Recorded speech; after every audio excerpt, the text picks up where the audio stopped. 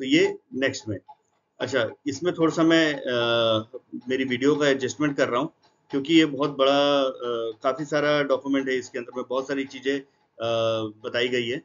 ठीक है, तो एक मिनट थोड़ा सा सेटिंग कर लेता हूँ। हाँ, तो जब आप इसमें देखेंगे तो ये कंपलसरी मॉड्यूल, मतलब जो सेकंड सेक्शन है, इसमें ये बताया गया है कि हर एक नॉस के बेसिस पे अलग अलग मॉड्यूल्स बनेंगे और हर मॉड्यूल का ड्यूरेशन कितना होगा। जैसे हमने थोड़ी देर पहले देखा था कि ये टोटल 420 आवर्स का प्रोग्राम है, तो ये 420 आवर्स का ब्रेकअप क्या है, तो वो ब्रेकअप यहाँ पर मेंशन किया हुआ है। अब सबसे पहला मॉड्यूल हमने बनाया bridge module. Bridge module 6 hours का है, और 6 आवर्स में क्या बताएंगे कि इंट्रोडक्शन ऑफ हाइड्रोकार्बन सेक्टर और जो डायरेक्ट मार्केटिंग एजेंट का जो काम होता है, तो सबसे पहली क्लास में कैंडिडेट को यही बताया जाएगा शुरू के 6 घंटे में कि हाइड्रोकार्बन सेक्टर क्या है, सेक्टर सब सेक्टर्स क्या हैं, सब सेक्टर में भी अलग अलग टाइप के ऑक्यूपेशन होते हैं। तो उसमें जो मार्केटिंग ऑक्यूपेशन है उसमें क्या एक्टिविटीज रहती है, मार्केटिंग में जो डायरेक्ट मार्केटिंग एजेंट है उस पर्टिकुलर पर्सन का काम क्या है, ये इनिशियल 6 घंटे में बताया जाएगा। ठीक है, तो ये नॉस का नहीं है, ये किसी नॉस के ऊपर डिफाइंड नहीं है, ये ब्रिज मॉड्यूल है। ब्रिज मॉड्यूल क्या है, क्योंकि एक नया कैंडिडेट अगर किसी क्लास में आ रहा है तो उसको सेक्टर के बारे में या जो ट्रेनिंग प्रोग्राम है उसके बारे में बताया जाना होता है, तो वो फर्स्ट क्लास में ये चीज को सीखेगा, या इनिशियल 6 घंटे की क्लास में वो ये सीखेगा। ठीक है, अब इसके बाद जितने भी मॉड्यूल रहेंगे वो नॉस के ऊपर बेस्ड रहेंगे।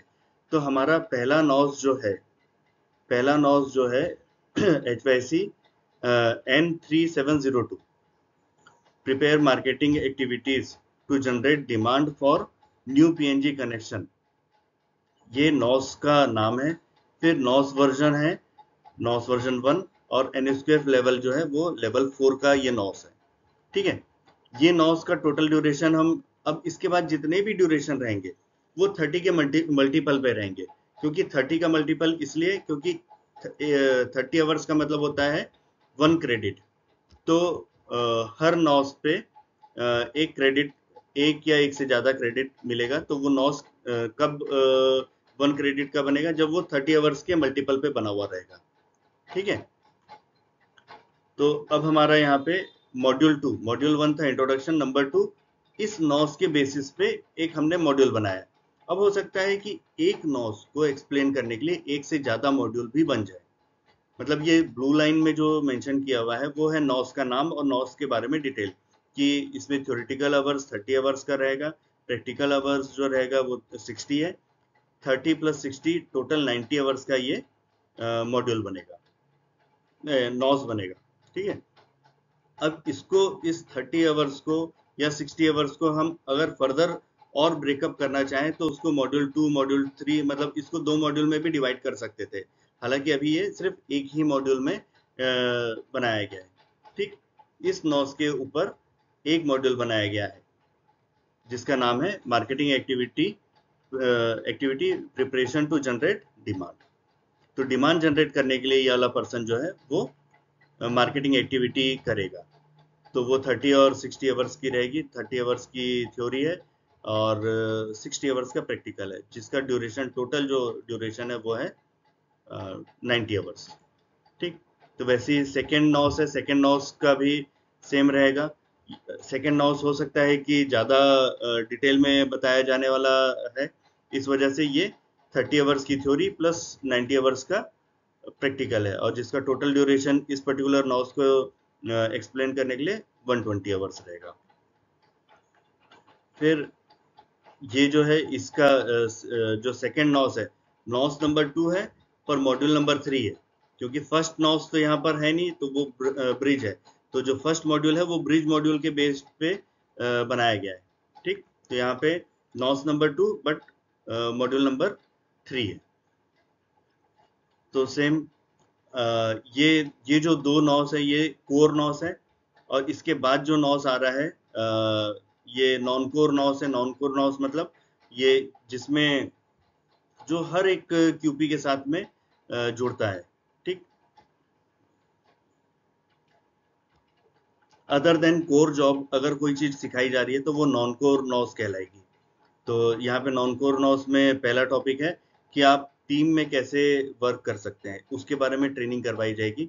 Working effectively in a team, ये आपका नॉस का नाम है और नॉस का वर्जन 2 है।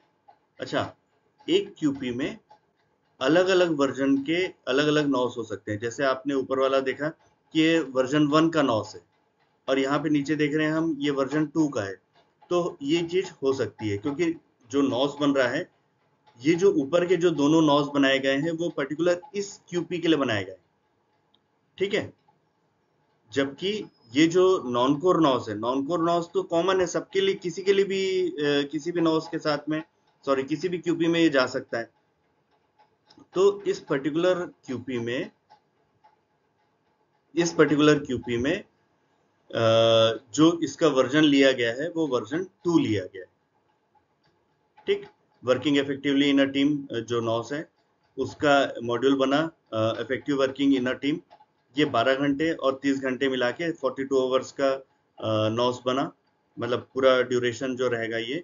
वैसे maintain health safety and security procedure, ये जो है वो फिर नॉन कोर नॉस नंबर 2 है।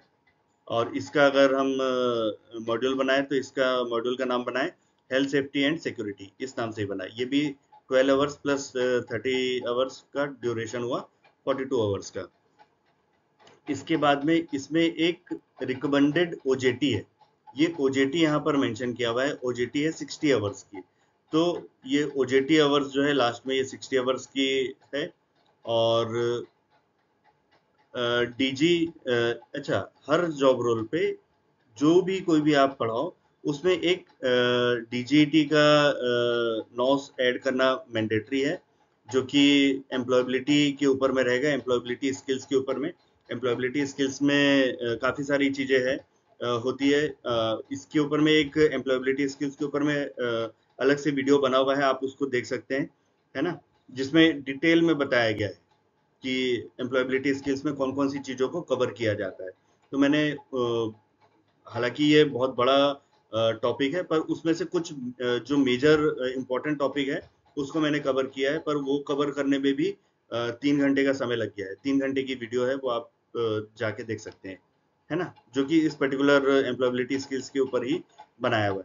तो एम्प्लॉयबिलिटी स्किल्स का भी यहाँ पर 60 आवर्स का ड्यूरेशन डाला हुआ है। टोटल ड्यूरेशन जो है वो है 420 आवर्स का, जिसमें से थ्योरेटिकल जो पार्ट है वो 90 का है और प्रैक्टिकल जो है वो 120 का है। ओजेटी है वो 60 आवर्स का है और 60 आवर्स की हमारी एम्प्लॉयबिलिटी स्किल्स के ऊपर में ट्रेनिंग है। तो ये सब मिला के टोटल जो ड्यूरेशन बनता है वो ड्यूरेशन बनेगा 420 आवर्स का, ठीक है। तो ये जो है ये बहुत इंपॉर्टेंट है। अब जब आप ये बनाते हैं, ये अगर कोई ब्रेकअप कर रहा है तो सबसे पहले तो अपने को ये ध्यान देना है कि ये कौन से लेवल का क्यूपी है। जब आप ये बना रहे हो तो सबसे इम्पोर्टेंट है कि किस लेवल का ये क्यूपी है, और उस लेवल के क्यूपी के हिसाब से ड्यूरेशन मेंशन पहले से किया हुआ है। तो अगर ये लेवल 4 का है तो ये आपके पास में 400 से ऊपर और 500 के आसपास के 520 560 के आसपास में आप इसका ड्यूरेशन रख सकते हैं, है ना। आपको थोड़ा सा ये ध्यान देना पड़ेगा कि आपका जो लेवल डिस्क्रिप्टर है उसके हिसाब से लेवल में कौन कौन सी चीजें आ रही है, उसके बेसिस पे आपका कितने आवर्स का ड्यूरेशन होगा। वो सारी चीजें आपको एनसीवीटी की जो गाइडलाइन है उसको फॉलो करते हुए यहाँ पे लेके आना है ना। वैसे ये एम्प्लॉयबिलिटी स्किल्स का जो है, एम्प्लॉयबिलिटी स्किल्स के अलग अलग मॉड्यूल्स ऑलरेडी बने हुए हैं, 30 आवर्स का, 60 आवर्स का, 90 आवर्स का, 120 आवर्स का। तो आपको लेवल के हिसाब से यहाँ पे भी डालना है कि वो 30 आवर्स का डालोगे या 60 आवर्स का डालोगे या 120 आवर्स का डालोगे या 90 आवर्स का डालोगे, ठीक है।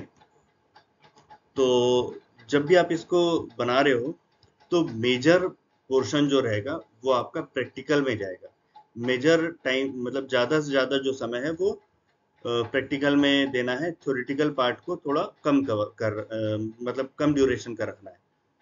ओजेटी ओजेटी अगर ऐसा आपको लगता है कि ऐसा कोई काम है जिसके लिए जिसमें इंडस्ट्री ने भी अलाउ किया हुआ है कि वो ओजेटी के रूप में वहाँ पे आके प्रैक्टिकल सीख सकते हैं, समझ सकते हैं।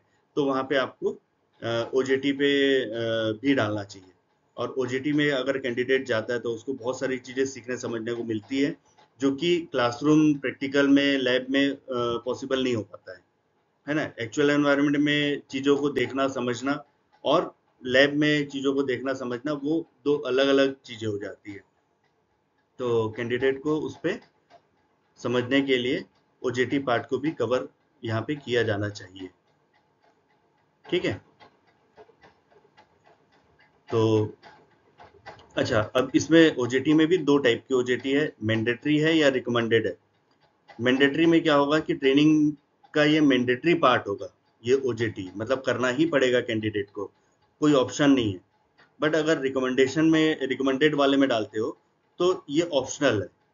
मतलब अगर ये 60 आवर्स का टाइम उसको फिर भी ट्रेनिंग में लगाना ही है, बट वो ट्रेनिंग में कहाँ पे लगाएगा, ओजेटी में किसी इंडस्ट्री में जाके करेगा या फिर वो लैब में ही प्रैक्टिकल पार्ट को डमी लोगों के साथ में प्रैक्टिस करके करेगा।